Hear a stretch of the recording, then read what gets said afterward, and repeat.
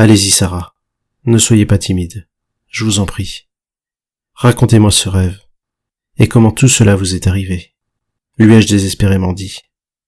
Elle prit une grande inspiration, et elle commença à parler. Il y avait un jeune homme.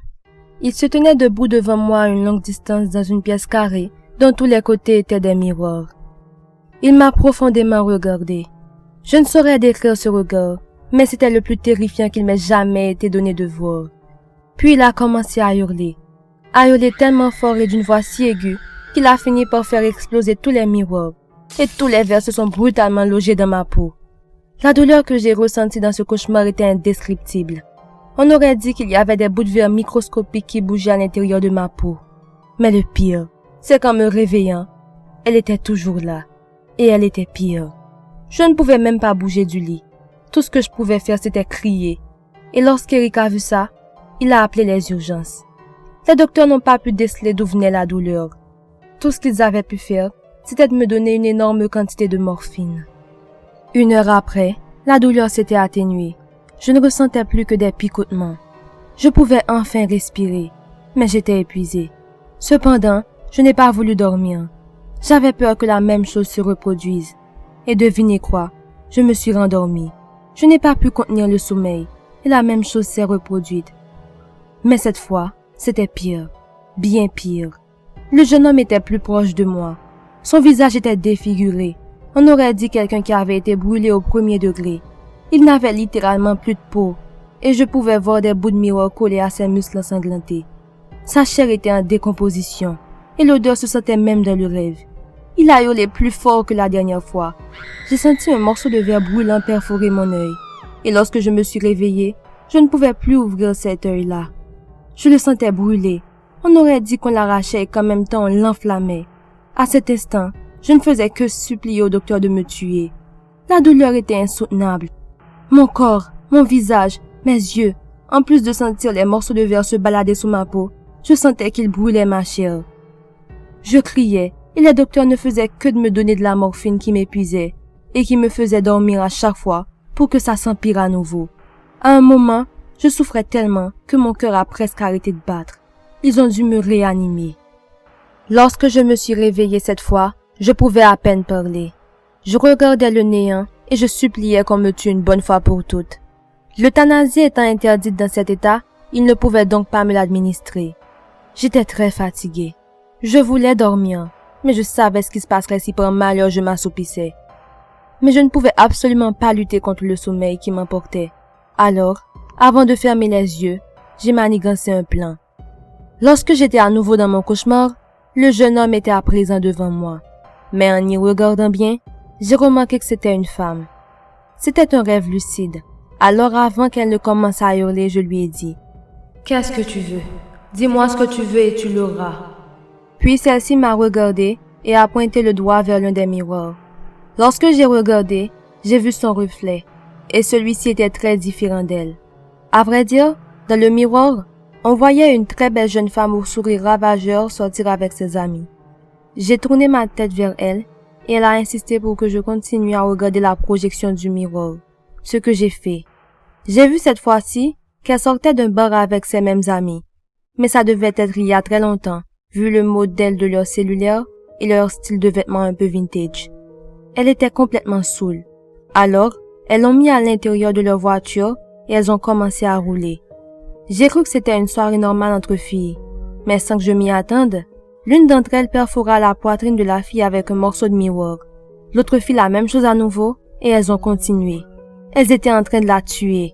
Elles étaient toutes les deux sur elle et lorsqu'elles se sont levées, j'ai pu voir le cadavre. Elle était à présent méconnaissable. Après cela, elles se sont arrêtées, ont jeté le cadavre dans une forêt et ont brûlé le corps. J'ai tourné ma tête encore une fois et je lui ai demandé « Je comprends, mais pourquoi moi? En quoi me faire subir tout ça t'aidera? » Elle m'a à nouveau pointé du doigt le miroir et ce que je vis me glaça le sang, me noue à la gorge. L'une des amies ayant participé à son meurtre, c'était ma mère. J'ai alors tout compris à ce moment-là. Elle voulait se venger de ma mère à travers moi. Ou plutôt, ce qu'elle voulait depuis le début, c'était justement que je lui demande ce qu'elle voulait. Ma mère n'a jamais été inculpée pour un meurtre. Elle n'est même jamais allée en prison.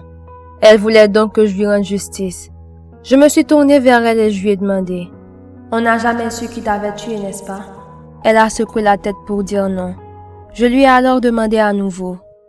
Et l'autre qui a participé à ton meurtre, où est-elle?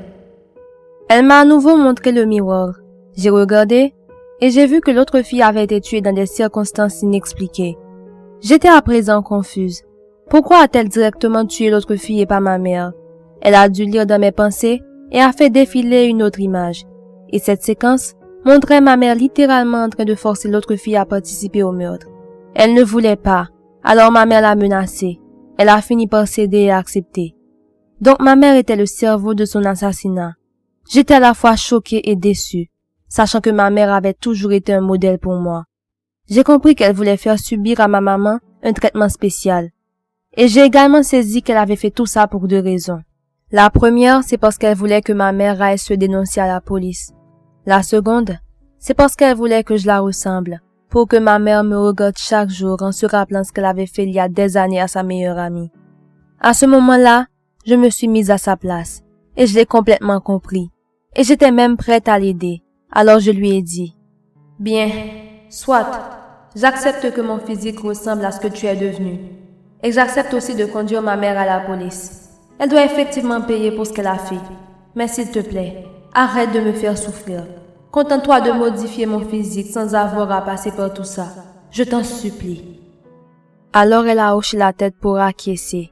Puis elle m'a fixée et j'ai commencé à entendre ma peau se déchirer. Mes veines s'entremêler, mes yeux se retourner, mais je ne ressentais rien. Quelques secondes plus tard, j'étais réveillée. Je voyais les docteurs et infirmières me regarder avec étonnement, avec terreur et aussi avec dégoût. Je ne me suis même pas donné la peine de regarder dans le miroir. Je me suis contentée de demander des bandages et je suis allée dans la salle d'attente où était assise ma mère. Elle était contente de me voir debout, mais lorsque j'ai enlevé les bandages, elle n'a pas pu se contenir de crier.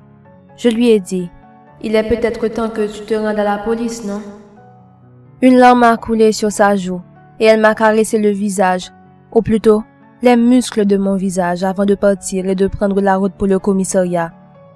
J'ai bandé à nouveau mon visage et je suis rentrée chez moi. Les chirurgiens m'ont proposé maintes et maintes fois de me refaire le visage, mais j'ai refusé, car j'avais donné ma parole. Et c'est ainsi qu'aujourd'hui je suis assise devant vous, Monsieur Garner, en train de vous expliquer ce que vous croyez être tout simplement un rêve. De toute ma carrière de psychologue, ce fut le récit le plus terrifiant que j'ai jamais entendu. Je vois. Mais avez-vous la moindre idée du mobile d'un tel meurtre? Ai-je maladroitement demandé. Je veux dire, votre mère avait-elle une raison de tuer cette jeune fille? Je suppose que vous lui avez demandé, non? Elle me regarda et répondit. Déjà, je n'ai plus de mère. Elle est morte pour moi, et pour répondre à votre question, j'ai bien une hypothèse. Voyez-vous, j'ai vécu avec elle pendant 19 ans avant de déménager, et durant toutes ces années, elle a toujours exprimé un énorme regret.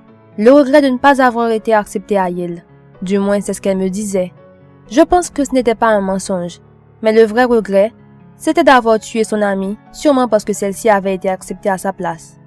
Je ne lui ai jamais demandé, car pour moi, il n'y avait absolument aucune raison de tuer sa meilleure amie, et je le pense toujours. Bon, je peux y aller? Attendez, lui ai-je dit en l'arrêtant. Vous ne devriez pas vous infliger cela, mademoiselle Sarah.